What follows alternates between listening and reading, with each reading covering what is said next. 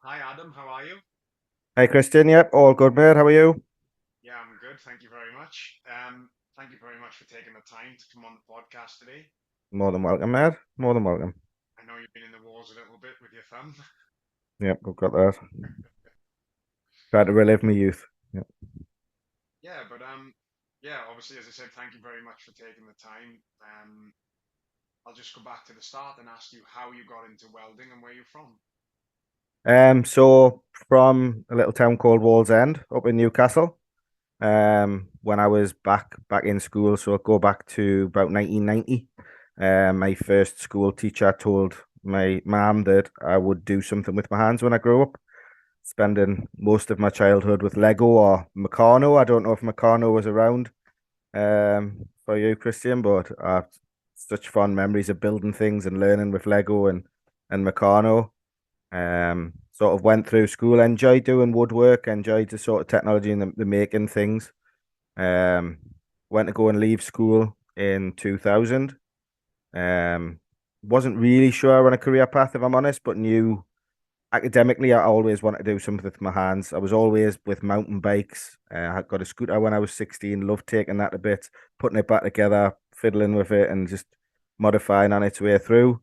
Um, Went to the local college and started doing a foundation degree in welding and manufacturing.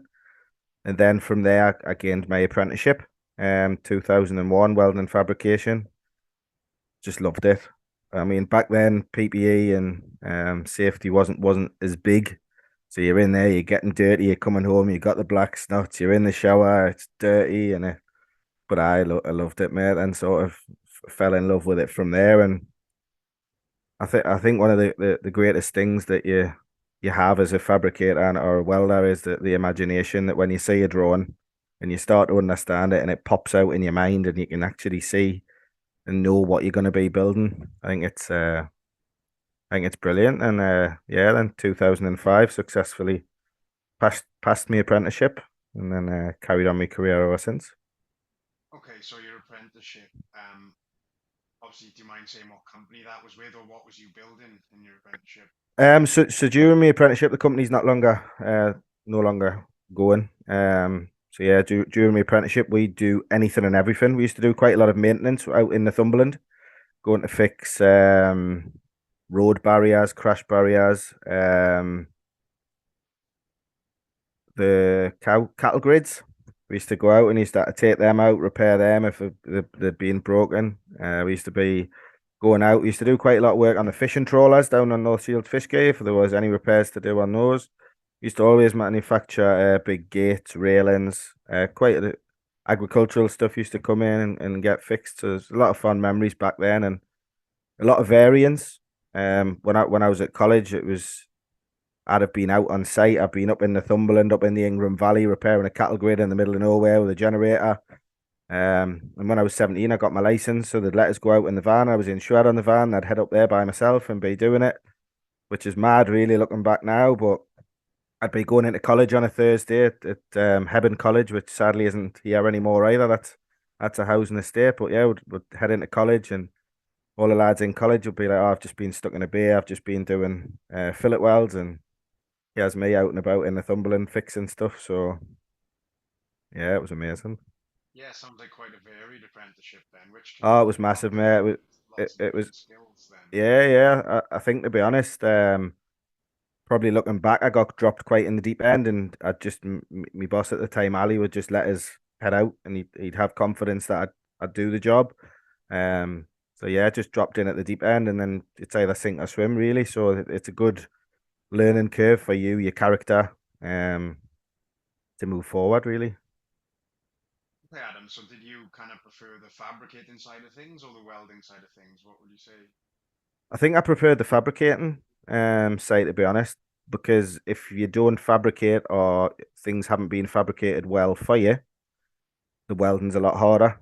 As I'm sure you'll know, if you're fabricating things and there's big gaps all over the place, the tacks.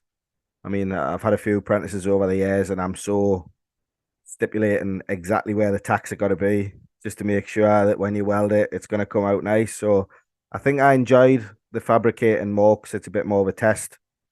But yeah, then the welding sort of flowed nicely into that if you'd fabricated it well. But I think it from probably what me sort of first school teacher noticed that I like doing things with my hands, building them. I was always very hands-on when I was a kid.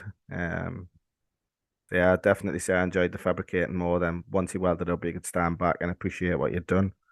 Yeah, I kind of feel like it was totally the opposite for me. I kind of never really enjoyed fabricating anything too much, but I always enjoyed welding it. So isn't it funny how you can just see things in different ways to different people? Oh, massively. I mean, perspective plays a massive part in everybody's daily sort of life. But from my perspective, of you saying that you'd enjoy welding it, you'd only enjoy welding it if it was fabricated nicely. So Yeah, of if you're course. doing a butt welding, there's a massive gap in the way. You'd be pulling your hair out, and you're like, oh, who's fabricated this? But if it's fabricated nicely, and then you're coming up to weld it, then yeah. So again, it's that perspective of whoever's fabricating it. They want to be trying their best for the welder who's going to be welding it up. So It wouldn't def be like the welder to moan about it anyway, would it? no, definitely not. No, no, never moan about a thing. No. Okay, then Adam. So obviously following on from when you came out of your time, what did you do then? So I stayed with that company until 2010, which was I was just enjoying it, just plodding along. I'd be doing my job, doing it well. Sadly, really, there wasn't anywhere to progress in the company. It was a relatively small company. So left there in 2010 and went to a company called Almaritech. Um, they build aluminium workboats, quite a lot for the offshore energy sector. So there'll be wind turbine transfer vessels. Line handlers was quite a big one. So the twin hull sort of catamarans was the biggest boats would be doing up to around about 50 tons. The smaller line handlers. And then I did build a boat for the seashells that was about 4 to 5 tons. So yeah, stayed there for 5 years. After about 6 to 8 months, progressed up to team leader there. Leading a team on day shift, night shift, building these aluminium workboats from scratch. So we'd build the build bed. So you're starting off with your drawings for your build bed, then you'd start to build the board. You didn't very often get to go out on sea trials as a welder because there's not much you can fix when you're out at sea. So it was a bit of a jealous thing when you see the electricians and the fitters always heading out on these 2 3 hour sea trials on the boat that you've spent copious amounts of hours building, managing, and sort of finishing, and then eventually dropping off into the water and completing. So yeah, stayed there until 2015, but it was an amazing time, and I really thoroughly enjoyed it. I managed to work out in Angola for 6 weeks with them and Wales. I went to Holyhead for a couple of weeks and also got to spend about 6 weeks in the Falkland Islands doing ship repair out there. So a lot of fond memories of that company. Um, so yeah, that took me up until about 2015. Um, Sadly, the company didn't feel like it was going anywhere. And I couldn't really go anywhere further in the company. So one Thursday morning, I went to go and hand me notice in at 9 o'clock in the morning. Handed me notice in, it was accepted. 2 hours later, all of the welders got called into a meeting and got made redundant. So I missed out on my redundancy pay by 2 hours, which I can laugh about it now, but it was very Wasn't so bitter. funny at the time. No, I can no, imagine. definitely not, mate.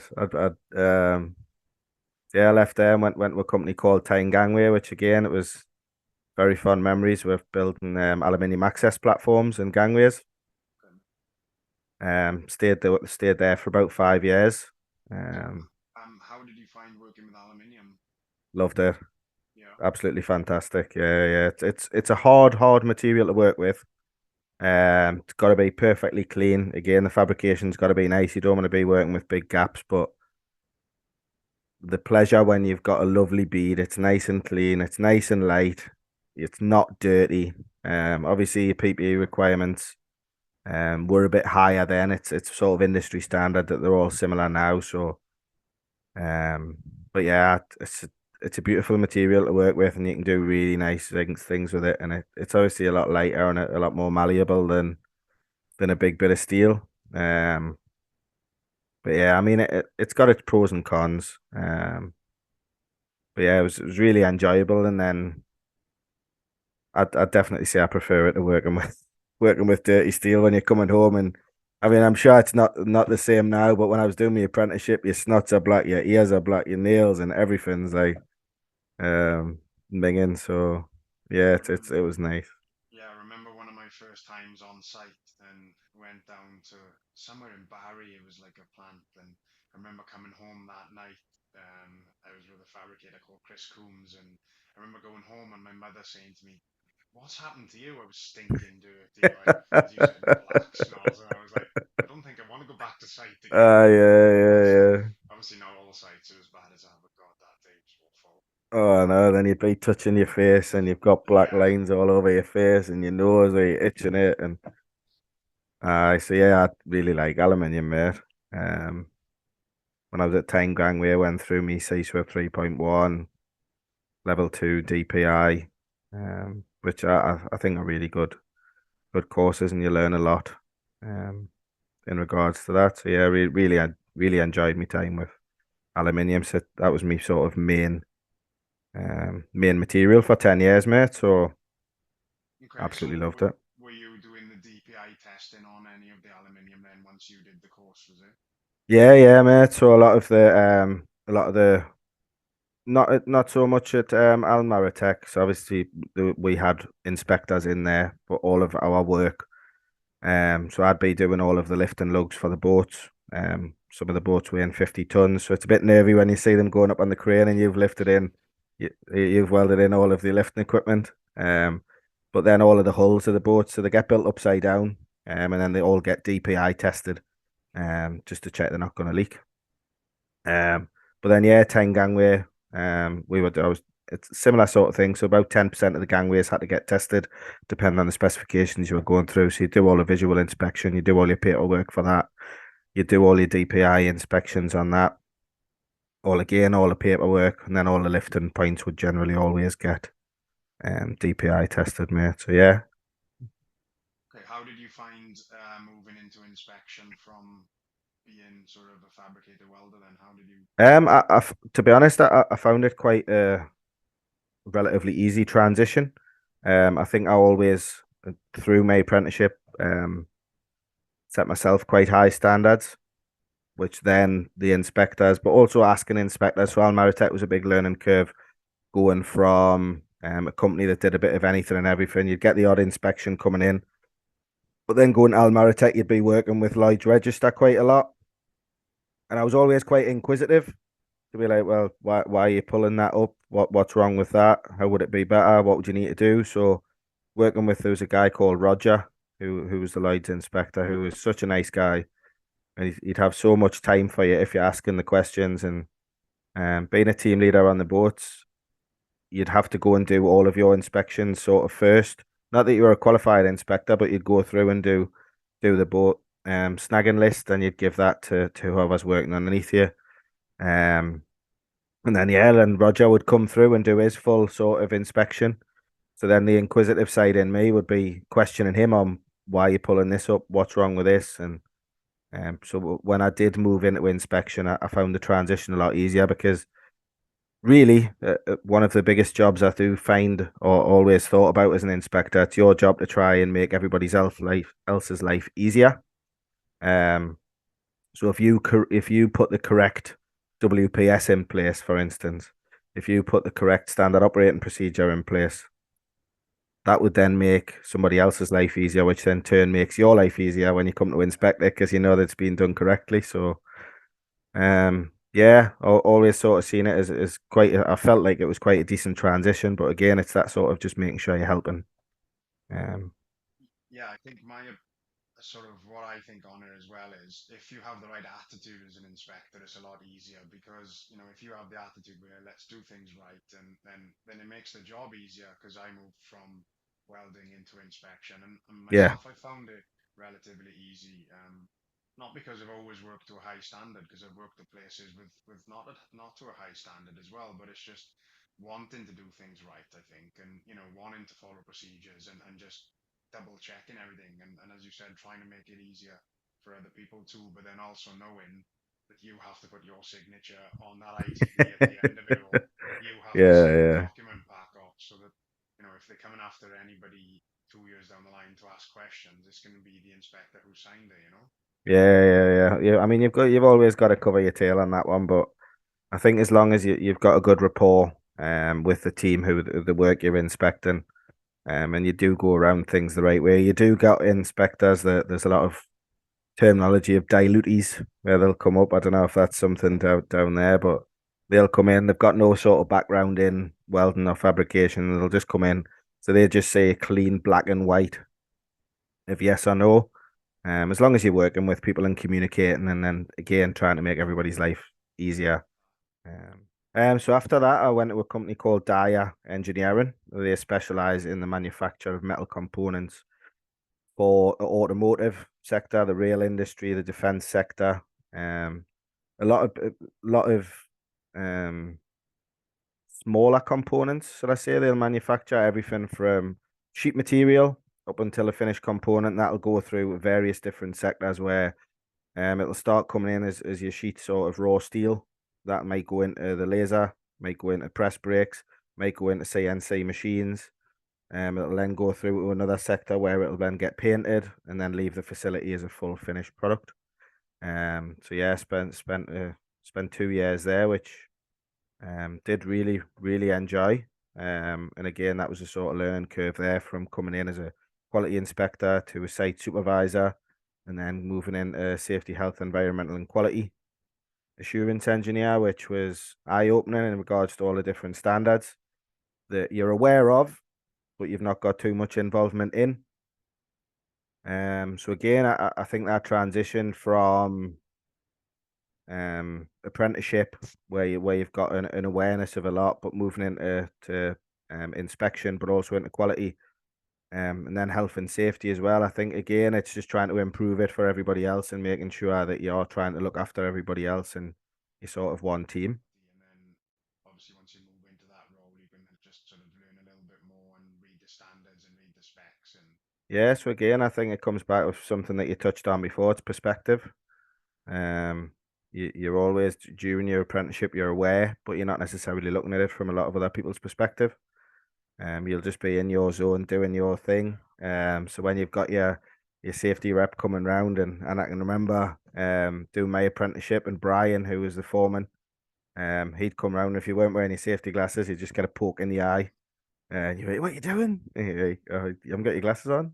So he'd generally just poke you in the eye, which health and safety wise isn't great if he's got big dirty steel fingers and he's just no, definitely not. prodding you in the eye. But he's trying to look after you. So I think a lot of those experiences and perspectives that you see on your way through your apprenticeship and your journey can all be made relative to sort of any career role as you sort of move through your career and your career path, which sometimes you can set a career path, you can set a career goal, but day by day, week by week, things change and perspectives change, circumstances change. So for all of those experiences that you've gained and learned throughout your apprenticeship, I think it's massive for anybody to go through.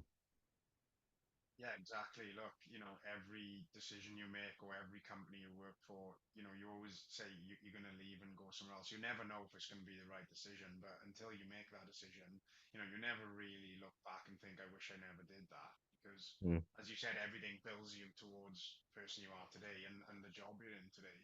100%, mate. Yeah, I totally agree. It's hard to make that decision at the time, isn't it? Do I go and do this or do I stay in my comfort zone where I'm happy and where I could probably stay with no problems? But then, Yeah, yeah. So again, that comfort zone. I mean, it's a nice way to touch on. You never really learn anything about yourself if you stay in your comfort zone. You'd never know what you can achieve or could achieve.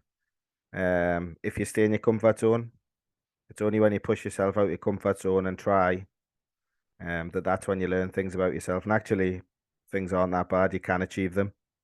Um, so yeah, I'd definitely recommend a lot of people to push yourself out your comfort zone. No, I know. I always remember when I was young, and it sort of rings even more true now, and a lot definitely with mental health that um your parents when you're younger say like you can achieve anything if you put your mind to it, and that really couldn't be more relevant to a lot of things in life now, because the mental health obviously that there's a pandemic going on with mental health, and but that statement still rings true. You can achieve anything if as long as you put your mind to it. But it's just making sure that your mind's sort of through and healthy, I suppose, to achieve that. Yeah, I think, a lot of people just want things for nothing. If Mm. you want something, you have to go out there. You have to, I don't know, pay the £2,000 to go on a training course, or you have to pay, whatever it is, because, you're not always going to get things handed to you by companies. No, no, A lot of the definitely time not, man. you're just a number to a company, or, you're one of hundreds of employees. Whereas if you want to do something, you can do that, but you might just have to put a bit of extra work in. Yeah, 100%, mate. I totally agree. I mean, again, it's the same sort of thing as we touched on before. You're not going to achieve anything unless you push yourself out of your comfort zone or try. Um, so yeah, I mean, I think it goes with anything. You've always just got to give your best and try. If you Okay, don't, so you're moving backwards, aren't you? yeah. Okay, then. So tell me a little bit about your current role then, Adam. How's that going? Brilliant. Really enjoying it. So in the 2022, nearly 23 years in manufacturing. You'll know yourself, you're very much usually stuck with one facility. Yeah, in a manufacturing plant, it's the same day in, day out. Other than the trips I've had, Angola, Falklands, Wales in there. Yeah, God's country. Yeah, you're in a similar or the same scenario every day. And at Dire Engineering, I met my now manager, Chris Barmer, who really felt a connection with, and we had the same sort of mindset in regards to a team, and a family sort of mentality, that the way that you should always look after your team before you look after yourself. Um, a lot of sort of ethics that go with that. So Chris had left Dire Engineering, and he'd moved to Advanced Renewable Power, which I didn't think was strange because he had that sort of mentality of achieving, and when I'd spoke to Chris about it, and he was moving out of manufacturing as well into the renewable power and solar PV industry. Um, yeah, then Chris got back in touch 6 months ago, 6.5 months ago now. Well, 7.5 months ago, because obviously then we had a chat, and he said, "Look, I think you'd be a really good fit for the company. Your drive and your enthusiasm, I think, would fit." So Chris offered us the role of project manager at Advanced Renewable Power. And again, it touches back on what I was saying before, your perspective and your experiences that you learn and gain throughout your apprenticeship, throughout your career. It's about making those relevant to scenarios that you move into. Now, if somebody had said to me 2, 3, 4, 5 years ago, "Look, Adam, you're going to move into the renewable sector. You're going to be project managing hundreds of thousands, if not millions of pounds worth of solar PV installs at any one time." I would have said, "Nah, no chance. Nah." But now I'm really enjoying it. You're getting out and about. I'm up and down and around the country, around the northeast, working with clients to improve their sort of targets of net zero. Um, and I mean, we'll put it on LinkedIn every now and again. Yeah, changing the world one installation at a time. Um, but yeah, I mean, it's been amazing, and the transition's been smooth. It's been hard, but again, it just touches back to what you said before. You don't achieve anything unless you're putting the hard work in and going the extra mile, which I do try and do. And I touched on it um earlier, that if my heart's not in something, I'm not fully there, but my heart's in it. I'm pushing, and yeah, really enjoying it. But again, it's you never know what your experiences or what your career is going to build up to. And where I am now, I wouldn't have predicted. But looking back on my career, all the experiences I've had give me a good proviso to do the role I'm doing now. Okay, so would you be the type of person to kind of set yourself goals? Would you set yourself a 5-year plan, or would you set yourself a 2-year plan, or is it just kind of go as it is? Go as it is, try your best. I don't think I think you can set yourself financial targets or sort of goals for houses or family, but unless you're in a company where there's a clear strategic path for a 2 or a 5 year plan, I don't think there ever is that way you can think. Times change and people change fast. Um, 2 years ago, 5 years ago, just as I've touched on, I never thought I'd be doing the role I'm doing now and succeeding at that. But really, unless you've got a definitive career path, yes, when I was welding, I thought, right, I'm going to go into weld inspection. I'm going to do this CSWIP 3.1. I'm going to do my DPI. You got there, but you might hit that faster than you thought. You might hit it slower than you thought. But nah, I've never really been one for making those sort of 2 or 5 year plans. I Yeah, don't buy into it. yeah, your path sort of sounds quite similar to mine because I did my C-SWIP 3.1 and then I did my DPI. That was both last year, and that's kind of led to me working in inspection and not 100% sure where I'm going next. But as you said, taking each day one at a time. Yeah, so Yeah, certainly have plans and goals. 100%, mate. But just strive to achieve every day. And you'll get that step closer to where you are. But you don't climb a ladder without trying, and you're not going to climb that ladder without pushing yourself up it. So it's the work that you put in daily that's going to get you somewhere. Not necessarily you writing on a bit of paper in 5 years, I want to be here, but not trying to get there. I used to work with someone who used to say it was like a game of snakes and ladders, and you climb the ladder a little bit until you stand on the snake's head, and then you'll kind of go down a little bit. And Yeah, yeah. But again, I mean, that happens. It's 100% it happens, but it's how you deal with failure that then will motivate you to push further and strive to achieve. So, but everything that I think quite a lot of people, and again, it's perspective or context. If you look at the snakes that you've gone down, it's a building character and platform for you to move forward. You don't learn anything without making mistakes. So, yeah, okay then. So following on from our brief chat about training, I first reached out to you after seeing your article in Welding and Joining Matters. yep, I remember reading the article and thinking, looked very interesting. thank Obviously, you. then obviously, obviously then I reached out, and here we are today. So, could you tell me a little bit about your experiences with the Welding Institute? Yeah, yeah, it's been fantastic. Ever since joining. So I joined the Welding Institute about 4 years ago. Funnily enough, when I was at Tyne Gangway, there was a guy came in while looking at doing some more WPQRs and welder qualifications. He came in, and as soon as he came in, I recognized him. And it was Keith Temperley. And as soon as I seen him, name flashed, and I've never forgot. And it was Keith Temperley who taught me how to weld in 2000. So I hadn't seen him for nearly 20 years, 19, 18, 19 years. But as soon as I seen him, recognized him, just chatting away, and he says, "Oh, look, how do you feel about joining?" So yeah, I joined the Welding Institute Northumbria branch. Uh, went onto the committee. Absolutely loved it, and having the opportunity to go out to schools, to colleges, um, was absolutely amazing. And having the opportunity to inspire somebody is one of the greatest things I think you can do in life. Because to inspire somebody is to give somebody a dream. And your 2 year plan, your 5 year plan, that's a dream. There's nothing much more you can give to somebody in life than giving them a dream, an aspiration.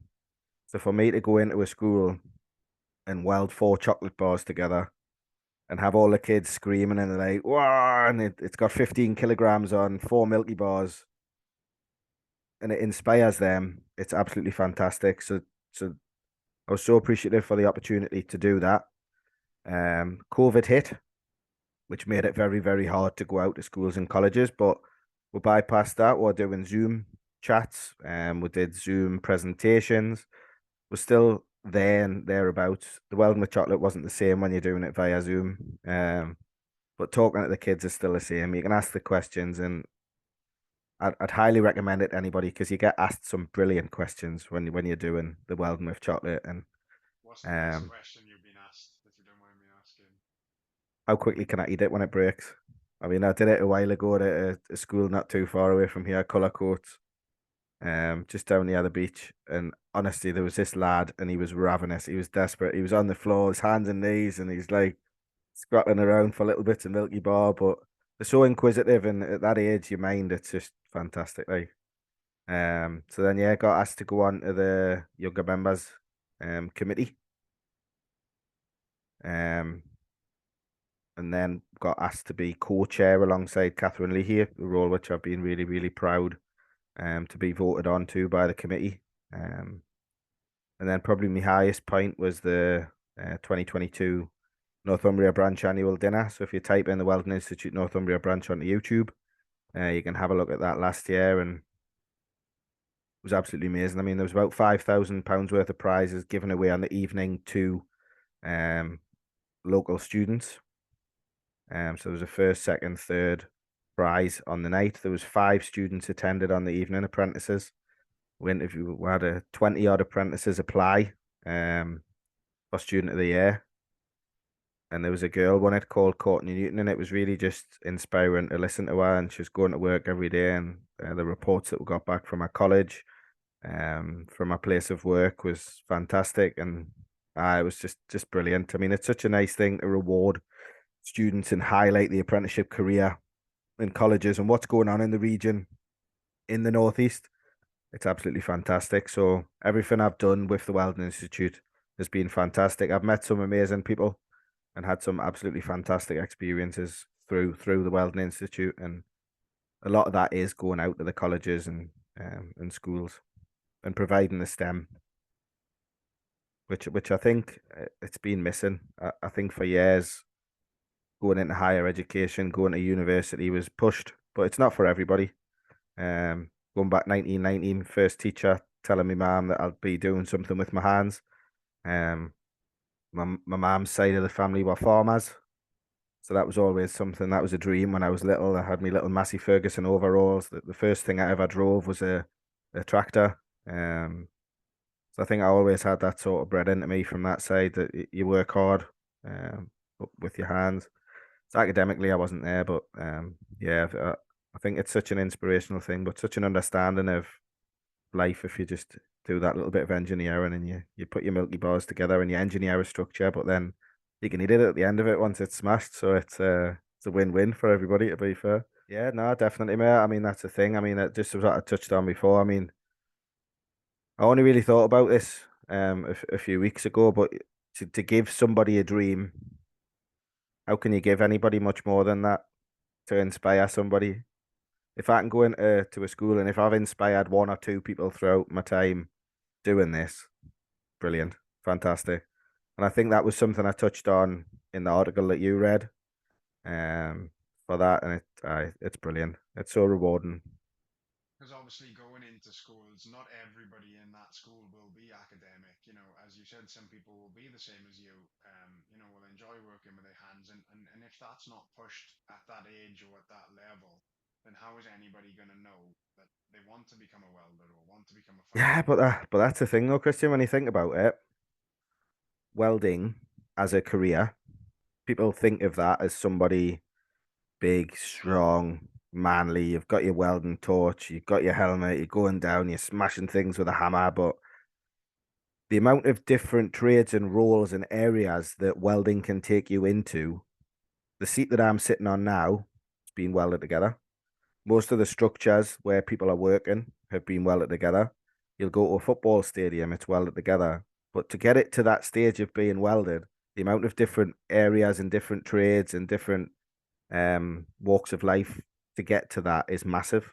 So when you think of all the designing that goes into it, and then it'll come back to you where you've got your WPQRs, your WPSs, your SOPs, and then you're starting to manufacture it, and then you're putting it together. Then you've got the installation on site, and then you've got your painting in it.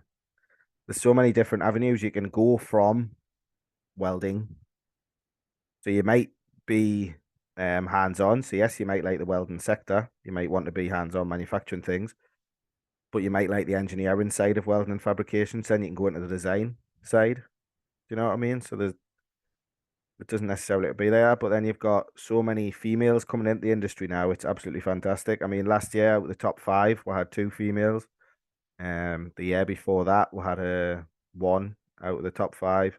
year before that, we had one out of the top five, but she won. So it's been brilliant to see. Brilliant.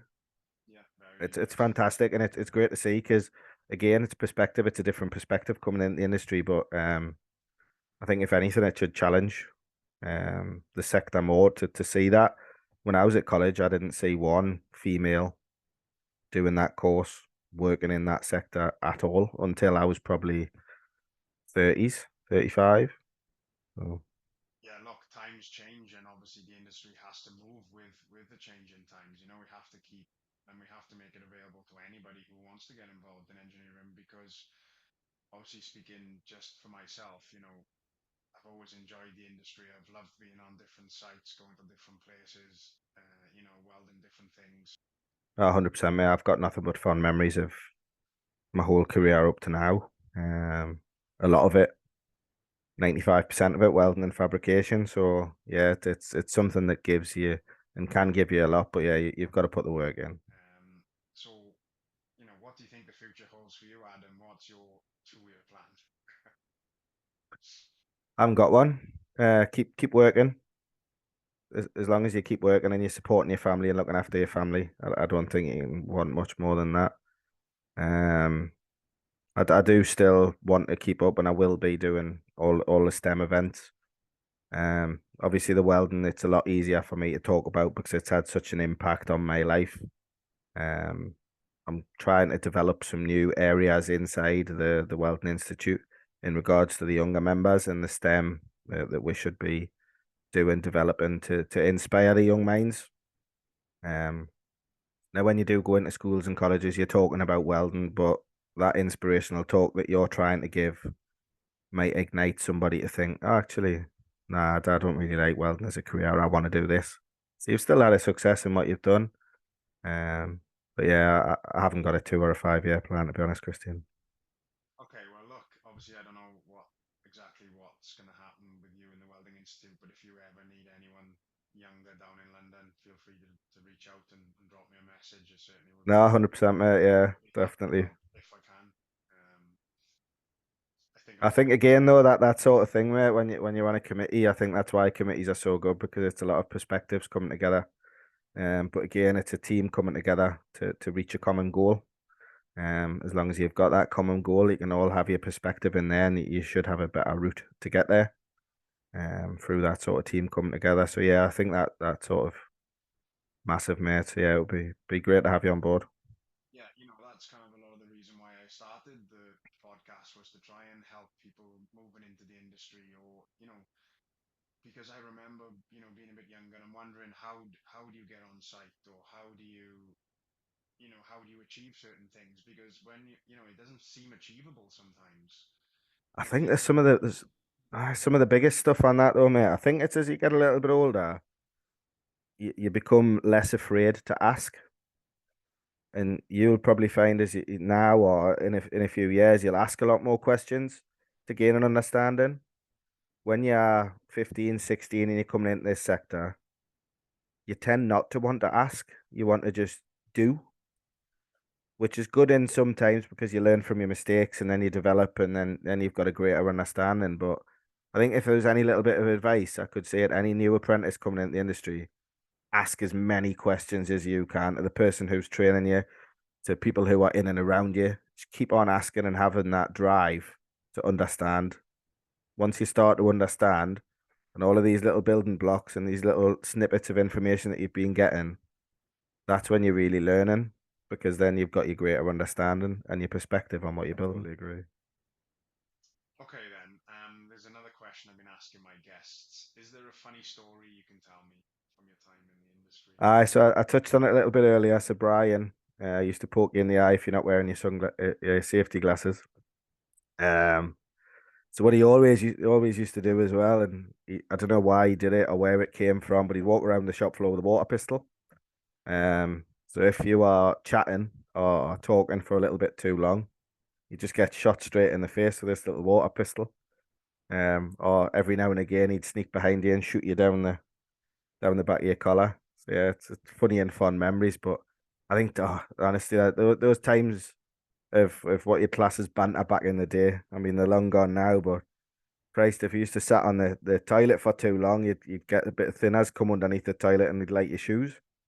Um, just in the bathroom. So I mean, yeah, it's funny, but it's quite bad looking back. But they need to shop get you off the toilet and back on the shop floor. Yeah, it is, but do you think the industry kind of misses some of the older characters and Oh, some of that sort 100%. of that have such a laugh and a joke. Oh yeah, yeah. Seeing somebody get a broom through the two arms and sleeves and then get lifted up on a crane or hanging or getting sent to the stores for a long stand or tartan paint or sky hooks. I mean, you probably can't say that anymore now when you're doing it, but No, I remember. I think it does miss it because it's character building. But yeah, times change and things happen. So Yeah, I remember they cling filmed one of the guy's cars, so the big thing film man just wrapped it round and round and round. And you just come Exactly. back to your car at 3:15, clock in out time, ready to go home, and you just realise that your car's cling filmed, and you're like, shit. We used to there was a lad we used to always tie fishing wire to his toe and eye on the back of his car and then a carrier bag on it. So then obviously when you're driving and stuff the carrier bag underneath the bumper, so when you get up to speed, the carrier bag would fly up and just be getting pulled along the back of his car with a kite like so. But yeah, it's brilliant. It's good banter, but I say a lot of it probably doesn't happen so much anymore. But No, I know, mate. Yeah. Times change though. So. no. Okay, is there any advice you'd give to any young apprentices coming into the industry today, or to anybody who's looking to progress in the industry? Keep asking the questions and do what you enjoy. I think a lot of people in life get sucked into a career, into a job that they think is going to be great for them, but they don't enjoy it. I think looking back over my career, I've enjoyed it and I've put my all into it, which is sort of how I've got into my role now and what I'm doing, and I enjoy it. If you enjoy it, you're going to be fully enthused by it, and you're going to do it to the best of your abilities. Um, so yeah, ask questions. Don't be afraid to ask questions, and just always try your best. But yeah, enjoy it. You only live once, so you've got to try and enjoy what you do for 90% of your life. So Yeah, okay. My last question. Do you think Newcastle will win the Premier League in the next 5 years? 100%, mate. It's not even going to take 5 years. The way we're going at the minute, we're on the crest of a wave that's turned into a tsunami at the minute. I don't know. Honestly, mate, I can't comprehend it. I mean, for 14 years with Mike Ashley, I mean, I sort of grew up in the Shearer years and the Bobby Robson years, and then went through Mike Ashley and my son, bless him. I've never pushed him into football. I've never forced it. Last April, he started wanting to get into football, and then September it really started to hit, and he was really, really enjoying it and loving it and playing it. And he could not have got into Newcastle United at a better time.